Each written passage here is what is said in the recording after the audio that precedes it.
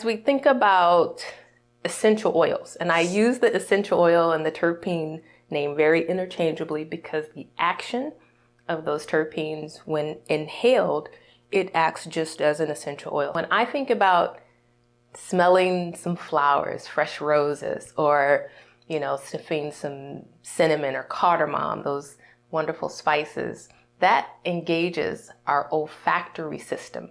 Olfactory means to smell. It's how we inhale and take scents in. You ever think about good aromas like the grandma's cookies, grandma baked cookies, and it brings up really great memories? Well, hopefully they bring up good memories, but if there's a scent that you take in and it flips on the switch for a really positive memory, there is a cell memory that occurs, and that is all engaging the brain. So that engaging of olfactory, when I smell rose oil or geraniol or lavender essential oil, or if I open up a jar of bubblegum gelato, and I get those initial scents, and they really do flip on a switch to healing, because inhalation of these wonderful fragrances immediately engages the olfactory system.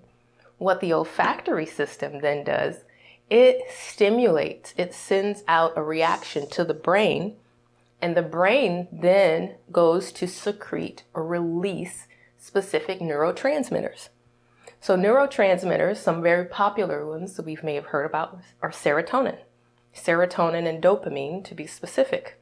Serotonin, known as kind of the happy hormone or a happy neurotransmitter, helps to lift mood. Where dopamine, unfortunately, we learn about it in the not so good sense of like drug response or addiction. But dopamine does give a feel good, it lifts. So it's an engaging neurotransmitter, and it helps with energy production as well as mood elevation. So knowing that I can take just a whiff of these terpenes, and they have this sequence of events that gets the brain involved and healing kicks in, it tells you just opening a jar of flower, you've already engaged in the healing. Smelling the fresh flowers from your garden, some roses or whatever flower you may have, some dahlias, that can engage your healing. Just knowing that you're preparing a meal and you pull out all of the wonderful spices and you're setting them up ready to dump into your wonderful bowl of, chili or soup, you're engaging a healing response. So it's before I even consume any flower or consume any plant, I've already flipped on the switch to healing. That's what terpenes do.